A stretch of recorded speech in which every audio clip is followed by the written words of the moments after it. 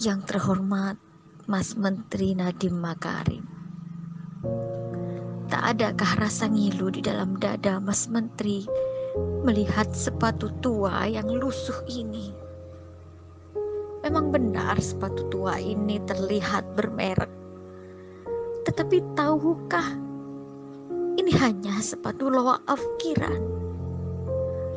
Tahukah Mas Menteri, sepatu ini telah dipakai bertahun-tahun lamanya oleh si empunya, seorang bapak dengan pakaian putih lusuh dan celana hitam yang warnanya sudah tak hitam lagi karena pudar.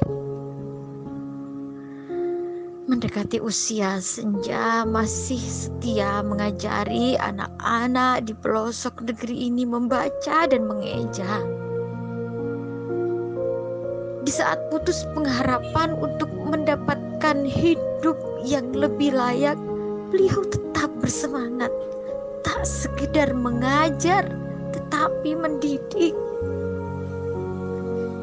Gaji di bawah 500.000 sungguh tak cukup untuk makan sebulan, apalagi untuk membeli sepatu.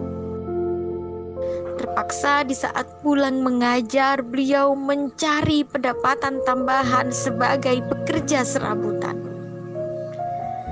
Tahun ini Mas Menteri memberikan secerca harapan untuk beliau, program P3K, untuk memberikan harapan kehidupan yang lebih layak.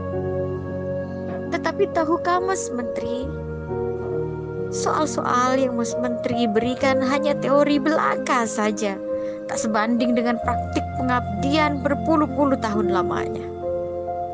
Soal-soal yang membuat beliau terseok-seok ketika memegang mouse dan membuat kepalanya pening. Akhirnya passing grade pun tak diraih. Pecahlah tangis beliau di dalam hati. Terlihat jelas ketika nilai-nilai itu terpampang di layar monitor. Beliau terdiam 1000 bahasa.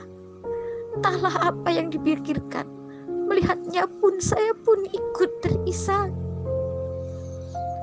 Memang benar beliau tak secerdas, sejenius, sekreatif Mas Menteri. Tetapi beliaulah yang menjadi pelita di tengah gulita buta aksara di pelosok negeri ini. Memang benar beliau tak pandai teknologi, tapi tanpa teknologi beliau mampu membuat anak-anak negeri ini merangkai kata dari A hingga Z, berhitung, dan hal-hal dasar untuk memahami hidup. Memang benar para muridnya sebagian besar menjadi TKI dan TKW. Tapi tahukah Mas Menteri, bukankah mereka juga merupakan pahlawan penghasil devisa negara tercinta ini?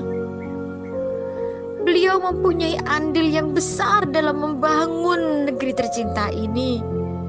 Sudi kiranya Mas Menteri memberikan keringanan untuk beliau bisa menikmati masa tuanya dengan sepatu dan kehidupan yang lebih layak. Tak usah diperumit.